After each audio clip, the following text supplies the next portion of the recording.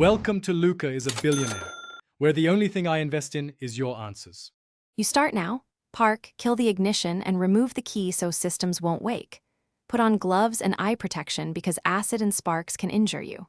Open the bonnet, find the battery, and visually confirm the negative minus and positive plus posts. Once identified, grab an 8 mm wrench and position it on the negative clamp bolt. Loosen it a quarter to a half turn, then wiggle the clamp free. You disconnect negative first to prevent shorting.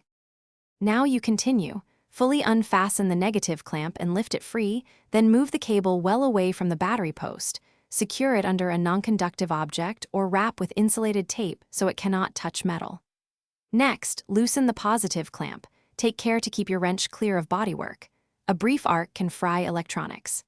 If a clamp is corroded and won't budge, apply penetrating spray, let it soak, and twist gently. Use a terminal puller rather than force that could damage the post. Finish by removing the battery hold-down bracket, then lift the battery straight up and out, using 2 people if it's heavy.